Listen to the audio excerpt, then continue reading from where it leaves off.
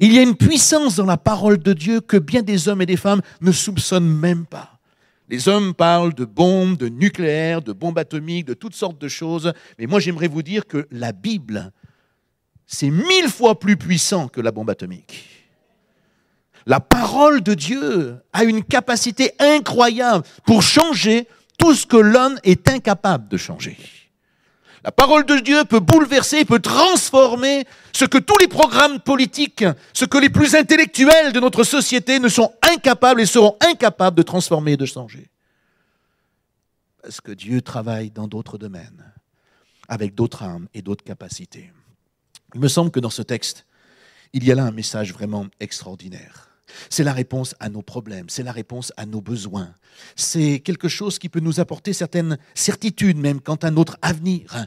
Je crois qu'un message comme celui-ci, peut-être qu'au départ ici, il ne vous dit pas grand-chose, c'est pour ça qu'on va essayer de le développer un petit peu, mais ce message concerne votre espérance. Ce message ne concerne pas simplement aujourd'hui, il concerne aussi demain. C'est un message qui encourage, c'est un message qui va fortifier, c'est un message qui peut, comme nous l'avons chanté, apporter même une guérison, la guérison intérieure. La guérison physique, la guérison de notre âme. Mais pour le voir se réaliser, nous avons quand même quelques conditions à respecter et à remplir. Quand je parle de conditions, je parlerai plutôt d'une manière, on va dire, de comprendre comment on s'approche de Dieu, comment on peut accepter son plan d'action dans notre vie. Oui, parce que beaucoup de gens pensent que si Dieu existe, alors il doit me satisfaire en toutes choses. Si on dit que Dieu existe, qu'il fasse telle et telle chose dans ma vie. Combien sont ceux qui aujourd'hui s'en prennent très souvent à Dieu? D'ailleurs, ce qui me fait souvent un petit peu réagir, ce sont les athées. Je ne sais pas s'il y a des athées au milieu de nous, c'est ceux que je préfère. Parce que parfois, certaines personnes qui se disent athées, quand il y a un problème dans leur vie, ils accusent Dieu. C'est quand même assez étonnant, n'est-ce pas? Ils croient en rien. Ils disent qu'ils croient peut-être en l'humanisme, en l'humanité, en toutes sortes de pouvoirs que l'homme pourrait avoir, etc. Mais quand il y a une difficulté, quand il y a un problème, on accuse Dieu. Mais si Dieu existait, on n'en serait pas là. On ne serait pas dans telle ou telle situation. On ne vivrait pas telle et telle chose. Et beaucoup d'autres sont là en disant, mais oui, si Dieu existe, il doit nous satisfaire. Si Dieu existe, il doit combler mes besoins. Il y a des besoins dans ma vie. Est-ce que vous avez des besoins dans votre vie? Oui. Qui que nous soyons, nous avons des besoins sur tout ordre. Qu'il soit physique, qu'il soit émotionnel, qu'il soit spirituel, qu'il soit matériel, qu'il soit financier ou autre. Je ne sais pas si vous avez remarqué, mais nous sommes dans une génération qui développe une société de plus en plus dans une société de consommation, n'est-ce pas? Ça, je pense qu'on l'a tous remarqué. Mais il y a une mentalité qui se greffe à cela et qui est parfois très appuyée sur une forme d'assistanat. Et vous avez des gens qui sont là et on entend de plus en plus de personnes aujourd'hui dire « mais j'ai des droits ». On me doit ceci, on me doit cela. Vous savez que là où nous étions avant de venir ici sur Mulhouse, nous avions pas mal d'actions sociales. Et souvent j'ai entendu ce genre d'attitude, de paroles, même de comportement. Des personnes qui montraient qu'on a des droits. Ils parlent rarement de leurs devoirs. Ils parlent de leurs droits, de ce qu'on leur doit, de ce qu'on doit faire pour eux, etc. Et très souvent, nous avons des gens dans cette mentalité qui reporte sur Dieu cette façon de voir les choses. On doit, on me doit. Moi, je crois qu'aujourd'hui, vous savez quoi? Dieu ne nous doit absolument plus rien, parce qu'il a déjà tout donné et tout accompli. On va le voir dans un instant. Il y a un petit mot dans ce verset qui m'a interpellé. Je ne sais pas si vous l'avez vu juste au début du verset 14. C'est quoi ce petit mot? Si. Il y a une condition. Si. Je crois que pour recevoir de Dieu, il y a quelque chose de tout simple. Il faut commencer par lui demander. Vous allez me dire, mais ça semble tellement évident. Oui, mais je connais tellement de gens qui ne demandent rien, qui ne veulent pas, qui n'osent pas, qui ne pensent pas être en état de le faire, qui ne pensent pas être propres pour le faire, qui ne pensent pas être suffisamment intellectuels, compréhensifs pour le faire. Et beaucoup de gens ne reçoivent pas de Dieu tout simplement parce qu'ils ne demandent à rien. Moi, j'aimerais vous dire que Dieu va faire quelque chose dans notre vie à partir du moment où nous allons pouvoir lui demander. Certaines personnes disent, mais Dieu ne fait rien dans ma vie. Dieu n'accomplit rien, Dieu ne fait pas ceci, Dieu ne fait pas cela. Comment se fait-il que Dieu a changé la vie d'Élisabeth? Comment se fait-il que Dieu a changé la vie de René? Pourquoi? Tout simplement parce qu'un jour, ils lui ont demandé. Alléluia. Il y a eu quelque chose qui s'est passé. Quelque chose a commencé à se mettre en place. Et pour demander à Dieu, il faut commencer à établir une relation avec Dieu. Un contact, une relation, un partenariat. Est-ce que vous avez déjà demandé à Dieu de s'occuper d'une partie de votre vie? Avez-vous déjà demandé au Seigneur de s'occuper d'un problème particulier? Avez-vous déjà commencé à apporter quelque chose de tellement précis? Ou est-ce que vous ne faites simplement que de donner des ordres à Dieu? Donner des ordres ou peut-être quémander, implorer Dieu, lui faire pitié, pour que Dieu puisse faire des choses vis-à-vis de nous. Mais ce n'est pas comme cela que Dieu a prévu de nous bénir et d'agir dans notre vie. Il est écrit, si vous demandez, cela veut dire si vous voulez, si vous désirez, si vous avez envie. Pourquoi? Parce que Dieu est un gentleman. Dieu ne force personne. Dieu nous fait simplement une proposition. C'est une première démarche qu'il nous propose. Si vous avez envie de demander quelque chose à Dieu, ce matin, c'est possible. Alléluia. Si vous avez envie de faire ce premier pas ce matin, c'est possible. Parce que la Bible nous dit que c'est à nous de décider. C'est nous qui voulons avoir envie, le désir de recevoir sa bénédiction. L'Évangile s'adresse à nous d'une manière individuelle, d'une manière personnelle. Et chacun de nous, nous sommes concernés par cet Évangile puissant et glorieux. Aujourd'hui, notre monde ne croit plus à la simplicité de l'Évangile. Aujourd'hui, il faut des choses compliquées, il faut des choses où il faut tellement réfléchir que quand on a la réponse, on a complètement oublié la question qu'on avait posée au départ. Il faut rentrer dans des choses difficiles, on se donne une foule de docteurs, une foule de scientifiques. Combien sont ceux qui sont vers les astrologues, les sophrologues et tous les logues quelque chose? Tous ceux qui ont toutes sortes de dérives au travers des sciences occultes. Et même si parfois l'origine n'est pas toujours occulte, certaines pratiques amènent des êtres humains aujourd'hui à ne plus être maîtres d'eux-mêmes, ne plus être maîtres de leurs émotions, ne plus être maîtres de leurs sentiments, ne plus être maîtres de leur esprit. Et par certaines attitudes comme l'hypnose ou autres, ils donnent accès à la puissance des ténèbres sur leur vie. Et c'est là que les problèmes commencent. Je le disais il y a un instant, Dieu est un gentleman. Il pourrait nous forcer pour que nous ayons une vie meilleure et pourtant il ne le fait pas. Mais il nous propose. Et il nous dit c'est possible. Parce qu'il est le même. Il n'a pas changé. Et il nous dit si tu demandes ce matin, tu peux recevoir. Alléluia. La suite de ce verset nous dit si vous demandez. Et c'est vrai que c'est bien souvent compliqué de demander. Pourquoi? J'ai essayé de réfléchir un instant à ça. Je me suis rendu compte que demander quelque chose à quelqu'un, c'est reconnaître que nous ne sommes pas arrivés nous-mêmes, n'est-ce pas? Sinon, on ne va pas demander, on va le faire soi-même. Je ne vais pas demander quelque chose que je suis capable de faire. Si je suis capable de le faire, de l'obtenir, alors je n'ai pas besoin de demander. Et là, on nous demande de demander à Dieu. Pour certaines personnes, ça peut paraître humiliant, ça peut paraître honteux. Pourquoi demander? Il y a comme parfois un conflit intérieur, il y a notre fierté, il y a notre moi. On n'a pas envie d'avouer nos échecs. On n'a pas envie d'avouer nos problèmes personnels. D'ailleurs, souvent, lorsque nous discutons avec des personnes qui traversent certaines difficultés, même quand on travaille avec un couple, par exemple, on n'entend pas la même chose. Pourtant, la situation est la même, la problématique est la même. Mais souvent, il y a quelqu'un du couple, une des personnes, qui va commencer à exprimer un sentiment de souffrance, de difficulté. Et l'autre va dire non, non, tout va très bien. Pas de souci. Parce qu'on a une façon d'abord différente de voir les choses. Et puis aussi, il y a notre fierté, il y a notre orgueil, il y a notre moi qui est là, qui prend souvent beaucoup de place. Et j'aimerais vous dire quelque chose de très simple ce matin. Dieu commence à nous donner à partir du moment où nous commençons à lui demander. Allô? Dieu, ce matin, va commencer à vous donner à partir du moment où vous allez commencer à lui demander.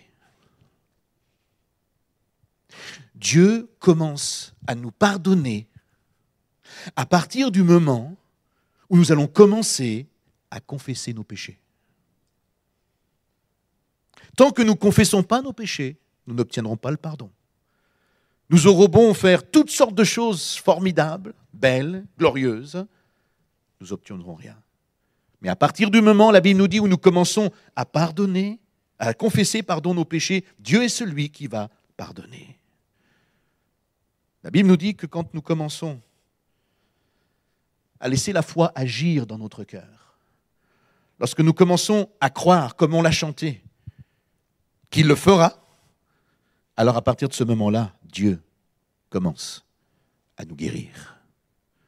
Une œuvre puissante commence à se manifester dans notre vie. Alors certains se disent, mais demander, mais comment on peut demander? C'est simple. La Bible a utilisé un mot pour cela, il s'appelle la prière. La prière, ce n'est pas quelque chose de compliqué, de difficile. La prière, c'est juste parler à Dieu. Pas besoin d'être intellectuel, d'avoir fait des grandes études, d'avoir eu des diplômes. Non, n'importe qui peut, à n'importe quel moment de son existence, parler à Dieu. Demander, c'est parler. C'est réclamer, solliciter, appeler, implorer, désirer. Ce que Dieu recherche tout simplement, c'est établir cette relation avec chacun d'entre nous, dans la simplicité, sans complication, mais avec honnêteté. L'homme a compliqué souvent Dieu. La religion a compliqué l'accès à Dieu. L'accès à Dieu était tellement simple, parce que la Bible nous dit qu'il nous faut nous approcher tout simplement avec sincérité, avec vérité. L'accès au ciel est alors ouvert. Et Dieu peut manifester sa grâce et sa puissance. Et puis, si on va un petit peu plus loin, la Bible nous dit dans ce verset de demander quelque chose de précis. Si vous demandez quelque chose. Quelque chose, c'est quoi? Tout ce qui pourrait être utile pour notre vie. Tout ce dont nous pourrions avoir besoin. Pas forcément ce qui est inutile ou insensé. Savez-vous souvent pourquoi Dieu ne nous répond pas? D'abord parce qu'on ne lui demande pas. Mais parfois, on va commencer à demander certaines choses. Mais on ne va pas obtenir. La Bible nous dit, c'est parce que nous sommes souvent tellement égoïstes. Et nous avons une façon de faire, une façon d'être, une façon de réclamer uniquement pour nous-mêmes, avec souvent une mauvaise mentalité. Et c'est aussi parce que l'on voudrait que Dieu fasse des choses dans notre vie, afin que finalement, nous n'ayons pas besoin de les faire. Il y a des fois, Dieu ne répond pas à cause de cela. La Bible nous donne un chemin d'accès et une explication. C'est comme un livre technique, c'est très simple. Un livre technique, c'est comme un livre qui va nous permettre de comprendre comment fonctionne un ordinateur, un appareil électroménager ou n'importe quelle chaîne IFI ou télévision, etc. Et vous avez une notice, d'accord? Bon, c'est vrai que la plupart des gars, comme nous, on ne les lit pas, les notices. Généralement, on les met de côté et puis on les laisse à notre épouse. Mais quand on lit la notice, à un moment donné, on se rend compte qu'il y a des choses qui sont là, explicatives, pour bien comprendre comment ça doit être branché, connecté, etc. Eh bien, la Bible, c'est un petit peu la même chose. La Bible, c'est un livre technique, qui est pourtant très simple, mais qui explique comment l'homme doit fonctionner pour être épanoui et heureux. Alléluia. Il y a toutes sortes de conseils dans ce livre qui est extraordinaire.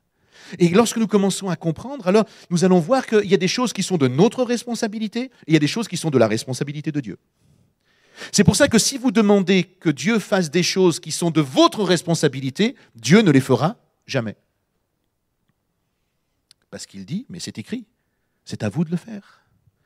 Par exemple, vous avez des gens qui disent « Seigneur, fais-moi gagner au loto, au tiercé ou au casino, et ça m'évitera de travailler. » Il y en a même qui disent « J'en donnerai même une petite partie à l'église quand même. » Oui, pour essayer d'amadouer un petit peu le cœur de Dieu pour qu'il puisse faire quelque chose un peu plus rapidement, vous voyez. Mais il y a un verset de la Bible qui dit dans 2 Thessaloniciens, chapitre 3, le verset 10, « Si quelqu'un ne veut pas travailler, qu'il ne mange pas non plus. » Ah, la Bible nous parle donc du travail. On aura l'occasion de revenir un mardi soir là-dessus. On en a déjà parlé un petit peu, mais on aura l'occasion d'y revenir. Oui, la Bible nous parle de travailler. La Bible nous parle de pouvoir fournir aussi des erreurs. Il y a des fois toutes sortes de choses qu'on va demander à Dieu d'accomplir qui n'est pas de sa responsabilité. Vous avez des gens qui sont tristes aujourd'hui, qui sont dans la peine et qui disent très souvent « mais Dieu ne répond pas, Dieu ne me parle pas, Dieu n'agit pas, pourtant je prie, pourtant je fais ceci, pourtant je fais cela. » Et puis, ah oui, mais s'il ne le fait pas, c'est qu'il y a une raison. Quelle est cette raison? Par exemple, vous avez des personnes qui disent « Seigneur, règle ce conflit avec cette personne dans ma famille. » C'est vrai que si c'était Dieu qui réglait tout, ça serait tellement plus facile, n'est-ce pas, hein? Nous, on est là en tant que spectateurs, puis on laisse Dieu faire. Et on ne s'implique pas, ni émotionnellement, ni intellectuellement. Et puis, on voudrait que tout se fasse comme ça, en claquant des doigts, comme si Dieu avait une baguette magique et en fonction de nos désirs, poum, poum, poum, poum, poum. Vous comprenez le poum, poum, poum, poum? Ok, ça va. C'est un langage que vous comprenez, c'est bon. Mais la Bible dit, par exemple, dans Matthieu 5, 23, « Si tu te souviens que ton frère a quelque chose contre toi, va d'abord te réconcilier avec ton frère. » Vous avez déjà lu ce verset? Est-ce que dans ce verset, il est dit que c'était à Dieu de se débrouiller tout seul avec nos problèmes et de régler tous nos problèmes? Non, la Bible nous dit non, si tu as un problème avec quelqu'un, mais d'ailleurs, regardez, dans ce texte-là, même s'il il correspond à l'Église au moment où on apporte son offrande, etc., mais moi je pense que c'est une pensée générale. Si tu penses que tu as un problème avec quelqu'un, la Bible ne dit pas « attends que la personne vienne te voir ». Parce que beaucoup de personnes sont là en disant « Seigneur, règle les problèmes ». Mais Dieu dit « mais non, mais toi, va trouver la personne avec qui tu as un souci ». Si la personne ne veut pas se réconcilier, après c'est son affaire. Vous avez fait une démarche. Est-ce que vous me suivez? Vous avez fait une première démarche, vous avez appliqué ce que la Bible dit, en disant, voilà, il semble qu'on soit en désaccord, est-ce qu'on peut régler notre problème, est-ce qu'on peut se pardonner, est-ce que...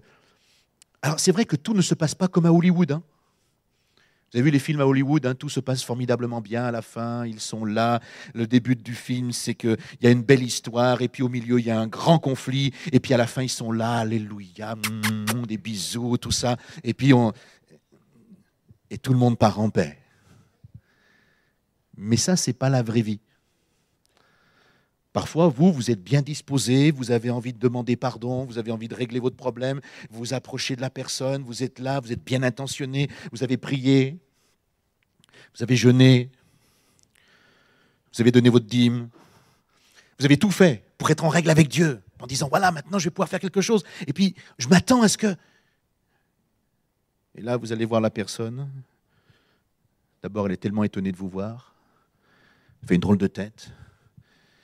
Certains ne veulent même pas répondre. Certains sont même arrogants, vulgaires, violents. C'est la vie, ça, n'est-ce pas? Tout ne se passe pas comme à Hollywood. Mais la réalité, c'est que nous avons fait une démarche. Si la personne ne tient pas compte de notre démarche, c'est plus notre affaire. C'est son affaire avec Dieu. Pour ma part, je veux tout simplement être en paix avec le Seigneur. Alors, le Seigneur ne me demande pas, et je ne demande pas au Seigneur de régler tous mes conflits, je lui demande simplement de donner l'intelligence et la compréhension de quelles sont les démarches que nous devons faire. J'ai pris 2 exemples comme cela, mais vous pouvez multiplier les exemples dans plein de domaines de notre existence, où il y a des conseils pratiques que la Bible nous donne pour vivre au quotidien le mieux possible, d'abord avec soi-même, d'abord en notre relation avec Dieu, ensuite pour le couple, ensuite pour la famille, après avec les autres, avec nos enfants, dans la vie sociale, dans la vie professionnelle. Vous avez toutes sortes de conseils que la Bible nous donne pour vivre le mieux possible ensemble. C'est pour ça que nous devons apprendre à orienter nos prières et à savoir vraiment ce que nous demandons à Dieu pour recevoir de sa part. C'est pour ça que Jacques, l'apôtre Jacques, au chapitre 4, le verset 3, va nous dire « Mais vous demandez et vous ne recevez pas. Pourquoi? Parce que vous demandez mal. Vous demandez dans le but de satisfaire vos passions, une version nous dit. » Je crois qu'il y a une différence entre satisfaire ses besoins et demander à Dieu quelque chose et satisfaire nos passions. Apprenez à préciser ce que vous avez besoin de recevoir selon la volonté de Dieu dans votre vie. Oui, je dis selon la volonté de Dieu parce que il y a un autre passage dans l'Écriture qui nous dit que ce que Dieu a pour notre vie, c'est ce qu'il y a de meilleur. Voulez-vous ce qu'il y a de meilleur pour votre existence? Alléluia! Voulez-vous ce qu'il y a de meilleur pour votre présent? Voulez-vous ce qu'il y a de meilleur pour votre futur? Dieu a ce qu'il y a de meilleur. Découvrez-le. Entrez dans le meilleur. Et ce qu'il y a de meilleur, ce n'est pas forcément toujours ce que nous voyons, ce que nous pensons, ce que nous considérons. Mais Dieu a vu les choses avant nous.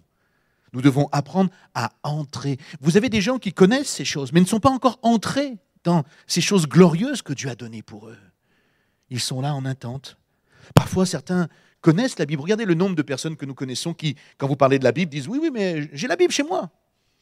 Je la connais. Je connais, je ne l'ai peut-être pas toute lue, mais elle est chez moi en tout cas. Quelque part, dans ma bibliothèque, ou dans une armoire, ou dans une caisse, quelque part. Mais j'ai une Bible. » Est-ce que vous savez que vous avez une richesse chez vous si vous avez une Bible ? Allez chercher cette Bible, là où elle est, peut-être dans un grenier, dans une cave, je ne sais pas, mais là où elle est, allez la chercher, trouvez-la. Il y a un trésor à l'intérieur et vous n'en êtes même pas conscient. Vous connaissez cette histoire de cet homme, une histoire vraie, hein, qui s'est retrouvé un jour tellement endetté, il était dans l'agriculture, et puis les saisons qui passaient étaient tellement mauvaises que sa situation était vraiment dramatique.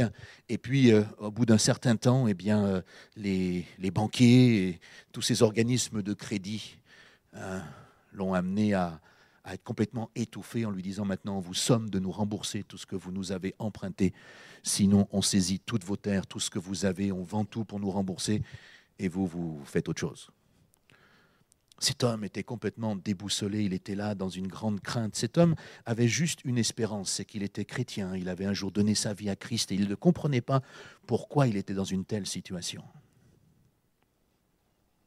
Il s'est mis à prier et acculé par les dettes et dans une situation qui arrivait vraiment de plus en plus à son terme, ne voyant aucune solution, il s'est dit « Mais qu'est-ce qu'il faut que je fasse ?» Et un jour, dans cette période-là, tellement critique, quelqu'un est venu taper à sa porte.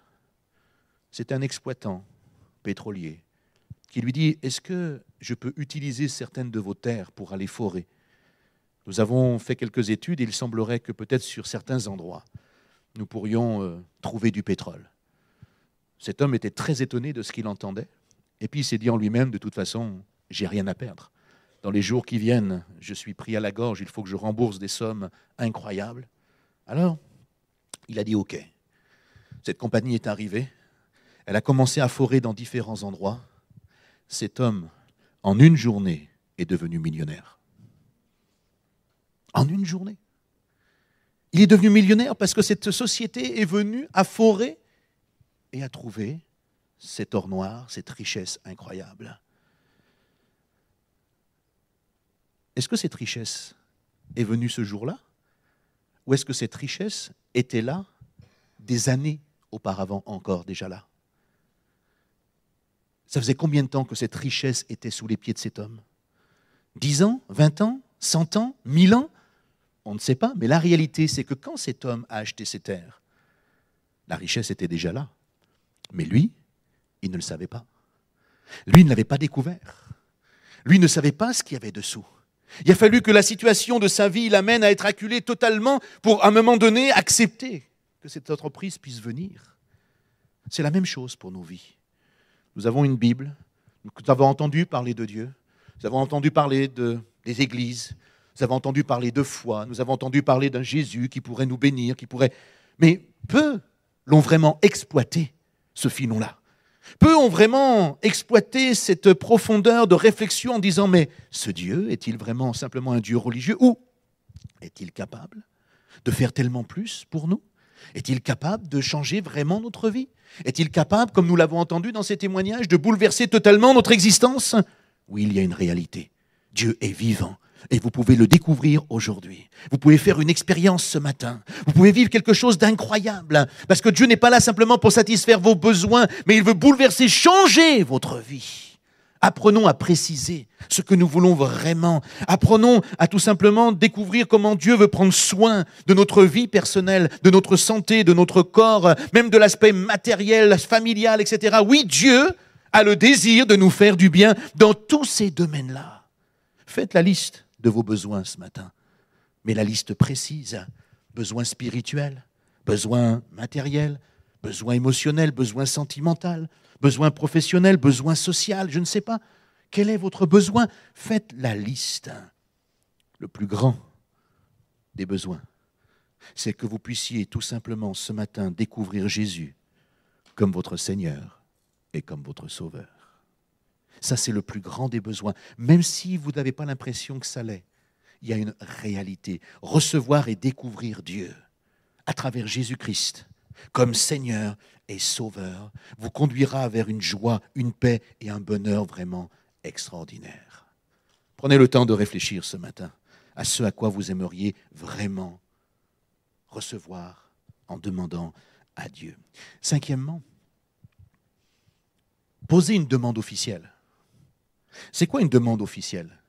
Le verset que nous avons lu nous dit « Si vous demandez quelque chose en mon nom, dit Jésus ». Bien des gens ne reçoivent pas. Pourquoi? Parce qu'ils ne demandent pas à la bonne personne. Ou parce qu'ils ne demandent pas au nom de la bonne personne.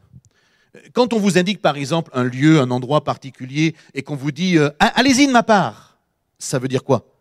Ça veut dire que si vous y allez de la part de la personne qui vous a envoyé et que cette personne a glissé un petit mot, passé un coup de fil, a donné une information, quand vous arrivez, même si vous n'êtes pas légitimement ouvert à entrer dans ce lieu-là, eh bien la personne dit « Ah oui, oui, on m'a parlé de vous. Vous pouvez entrer. » C'est comme ça que ça se passe, n'est-ce pas?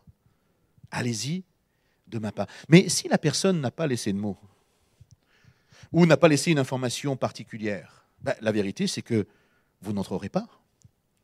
Beaucoup ne reçoivent pas aujourd'hui. Pourquoi? Parce qu'ils ne savent pas qui prier pour demander quelque chose, même de précis. Certains prient un Dieu qu'ils ne connaissent même pas. D'autres vont prier Marie, d'autres vont prier des morts, d'autres vont prier d'anciens prêtres, d'anciens curés, d'anciennes personnalités. D'autres vont même prier des parents, des personnes de la famille. Mais comprenez une chose, toutes ces personnes n'ont aucune habilitation auprès de Dieu pour donner un exaucement quelconque aux pauvres gens que nous sommes. Aucune de ces personnes n'ont reçu une habilitation, n'ont gagné la possibilité de légitimement faire en sorte que Dieu agisse en leur nom. J'aimerais simplement vous rappeler ce matin que le seul qui a obtenu l'habilitation, le seul qui a la légitimité pour que nous puissions demander quelque chose au Père, c'est Jésus-Christ de Nazareth. Pourquoi c'est le seul? Bien tout simplement parce que lui seul a laissé un mot au Père. Lorsque nous l'acceptons, lorsqu'il devient notre Sauveur, notre Seigneur, lorsque nous décidons de suivre Jésus, il a laissé un mot au Père en disant, lui, il fait partie de la famille, tu peux le laisser passer. Lui là, elle, mon sang l'a couvert de tout péché. Je l'ai pardonné. Oui, il s'est passé quelque chose. Regarde le dossier numéro 3484. À un moment donné, il y a un certain temps, il y a eu quelque chose qui s'est passé et il fait partie de la famille. L'information est passée au ciel. Alléluia. Jésus, c'est le seul qui a été habilité parce que c'est le seul qui a obéi au Père. C'est le seul qui était sans péché. C'est le seul qui a donné sa vie pour que l'humanité, c'est-à-dire vous et moi aujourd'hui en 2018, nous puissions recevoir le pardon de nos péchés, le pardon de nos fautes.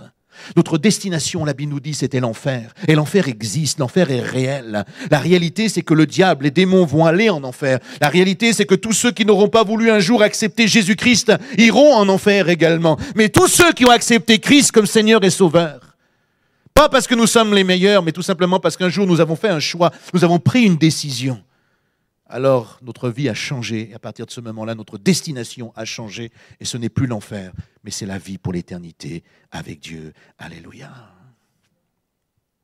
C'est pour ça que la Bible nous dit que la prière efficace, c'est de demander au Père, au nom de Jésus-Christ, le Fils, car lui a tout accompli pour nous. Alléluia. Vous voyez, c'est comme si aujourd'hui, en acceptant Jésus, nous avions un compte bancaire au ciel. Est-ce que vous avez un compte bancaire au ciel? Certains se disent, mais de quoi il nous parle? Déjà, c'est difficile d'avoir un compte bancaire ici.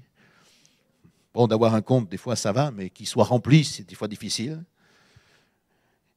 Mais oui, moi, je vous parle d'un compte bancaire au ciel qui est là pour payer tout ce dont nous avons besoin.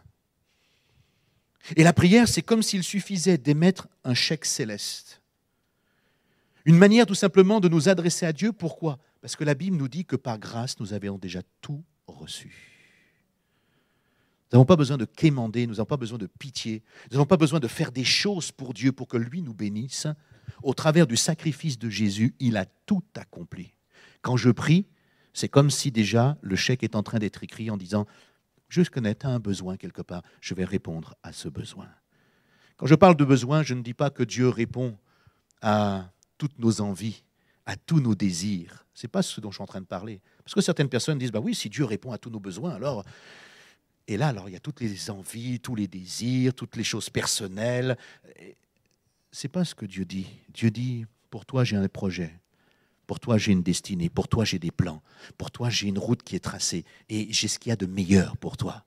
Si tu arrives à comprendre ce qu'il y a de meilleur et que tu me demandes pour toi ce qu'il y a de meilleur, alors oui, je vais te l'accorder chaque jour. Alléluia.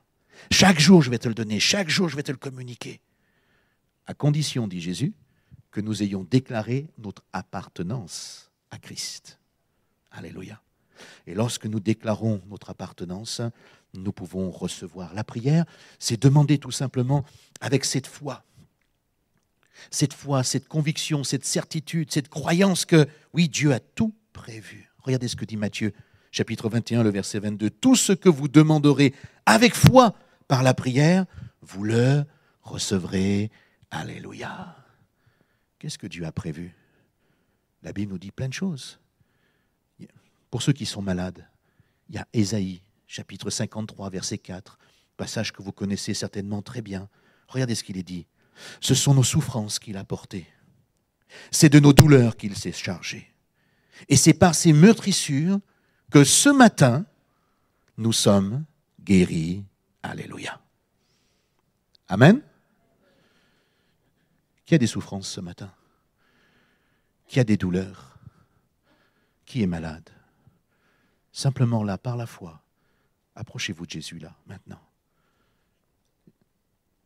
Commencez à croire en lui, là où vous êtes, là où vous vous trouvez, assis sur votre chaise, peut-être même dans la souffrance et la douleur. Commencez à penser à lui, commencez à dire, Seigneur, ce passage-là, ce verset, je l'approprie à ma vie.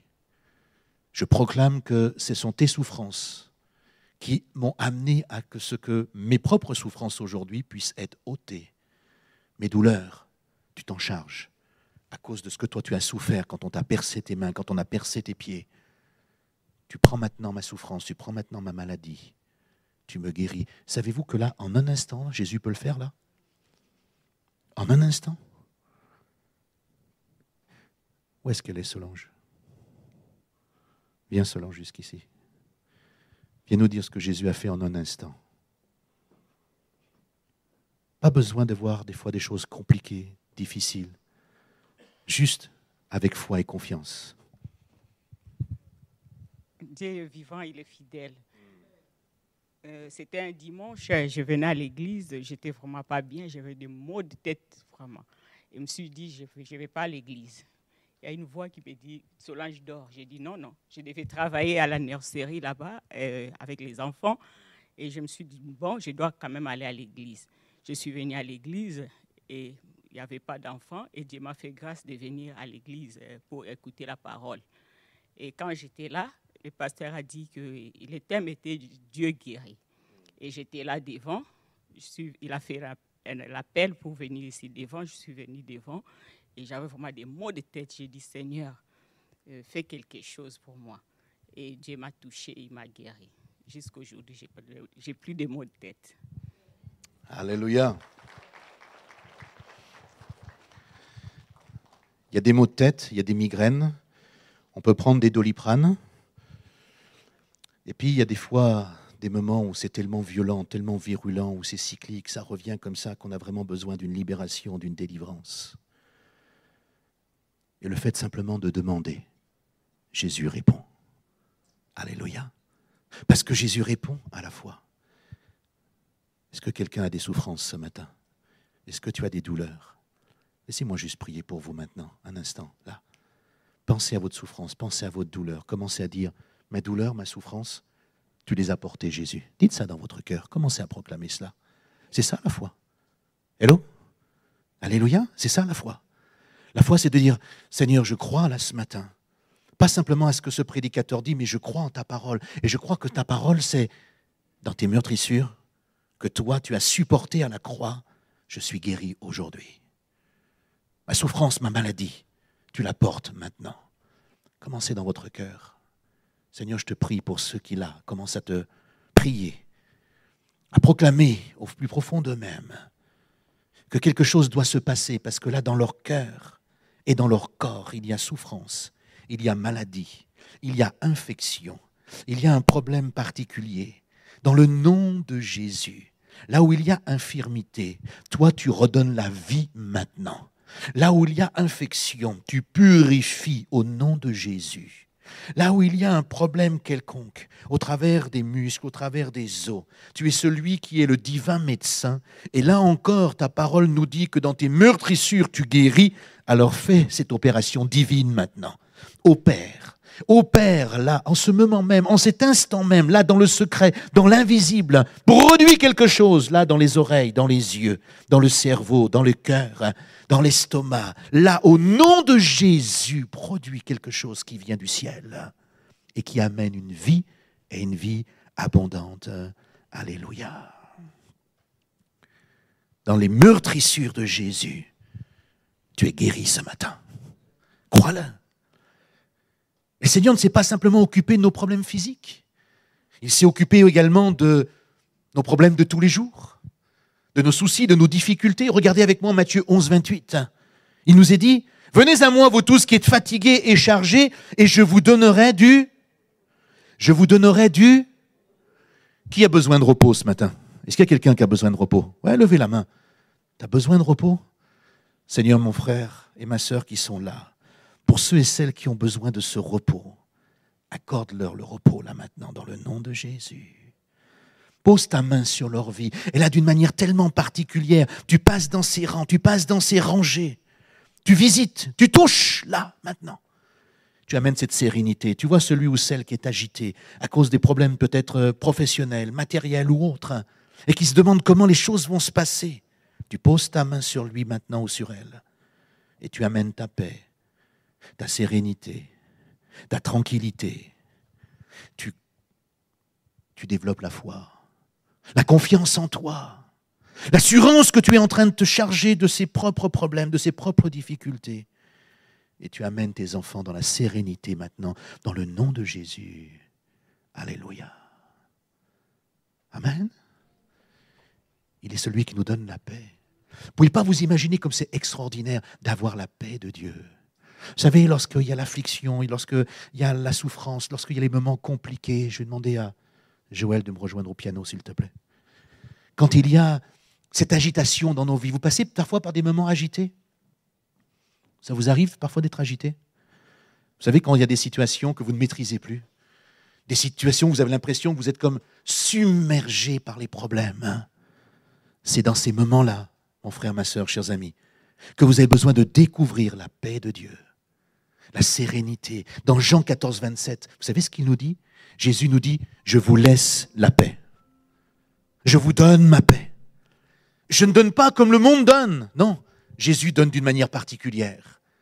Il ne donne pas en fonction de nos mérites. Nous avons une prime au travail si nous travaillons bien. Mais Dieu, ce qu'il nous donne, ce n'est pas par rapport à nos mérites, c'est par grâce. C'est par amour. Et ce matin, vous pouvez ressortir de ce lieu avec sa paix. Sa paix, ça vaut tout l'or du monde.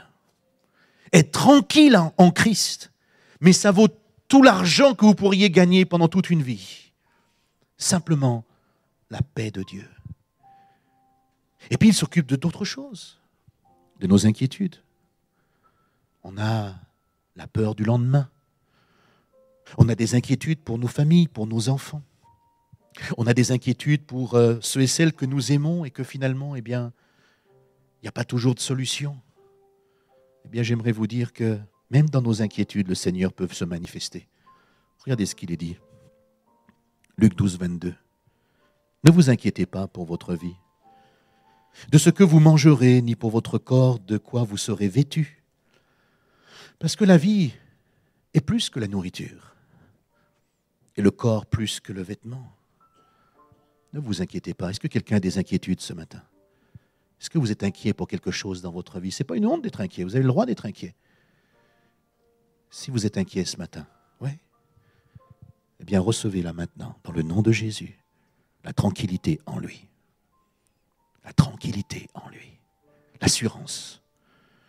Donnez-lui cette inquiétude. Dites, Seigneur, tu vois, je suis inquiet pour cette situation.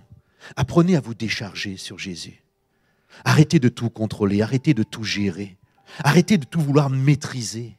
Arrêtez de vouloir chaque détail de vos enfants, chaque détail de votre mari ou de votre épouse, chaque situation particulière de votre famille, de tout vouloir contrôler à 200%.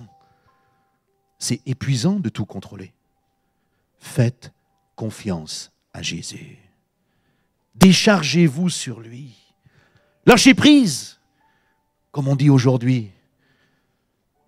Lâchez prise. Lâcher prise, ça veut dire commencer à apprendre à dépendre de Jésus de plus en plus dans votre vie. Et même si il y a des situations qui sont là par lesquelles vous devez passer, parce qu'il y a une opération, parce qu'il y a de la souffrance, c'est vrai, quand on perd un être cher, on est blessé, on est affecté. Et certains pensent que parce qu'on est croyant, parce qu'on est en Jésus-Christ, alors on ne vivra plus ces choses, on n'aura plus d'inquiétude, on n'aura plus de souffrance. Si, on aura des souffrances, on aura des choses et des inquiétudes qui viendront régulièrement. Mais quel est mon devoir? Mon devoir, c'est ne t'inquiète pas pour ta vie. Fais confiance à Jésus, il s'occupe de toi. Alléluia. Jésus s'occupe de tes enfants. Papa, maman qui priaient régulièrement pour des enfants qui ne sont pas convertis, qui n'ont pas découvert encore l'évangile, ou peut-être qu'ils le connaissent, qu'ils l'ont découvert, mais qu'ils l'ont rejeté pour différentes raisons. Faites confiance à Jésus. Donnez vos enfants à Jésus. Continuez à prier, continuez à manifester votre amour, votre compassion. Faites confiance à Jésus. Il s'en occupe. Alléluia. Il s'en occupe. Ne vous inquiétez de rien. Luc 12, 31 nous dit « Cherchez plutôt le royaume de Dieu. Et toutes ces choses dont vous avez besoin, dont nous avons besoin, il le fera par-dessus. » Alléluia. C'est là une promesse extraordinaire. Et je termine avec la finalité de ce verset, de donner complètement le verset 14, parce que c'est vraiment extraordinaire. Il dit « Si vous demandez quelque chose en mon nom, peut-être je le ferai. » Non? C'est pas ça que vous avez dans votre Bible? Ah non, moi non plus, j'ai pas ça. C'est quoi que vous avez, vous? Si vous demandez quelque chose en mon nom, dit Jésus, dites-moi avec moi, je le ferai. Si vous demandez quelque chose en son nom, je le ferai. Alléluia. Quelle belle promesse, n'est-ce pas? Quelle belle promesse. Approchez-vous de Dieu ce matin. Si vous découvrez un regard différent de l'Évangile, de la Bible, qui n'est pas pour vous habituel, parce que ce n'est pas peut-être le même message que vous avez entendu dans certaines églises, ce n'est peut-être pas le même message que vous avez entendu quand vous étiez petit. Croyez à ce message de vie et de foi. Parce que Dieu vous a tant aimé qu'il a donné Jésus-Christ pour vous, afin que vous soyez sauvés, afin que vous soyez pardonnés, afin que vous soyez libérés et que vous puissiez obtenir la vie pour l'éternité.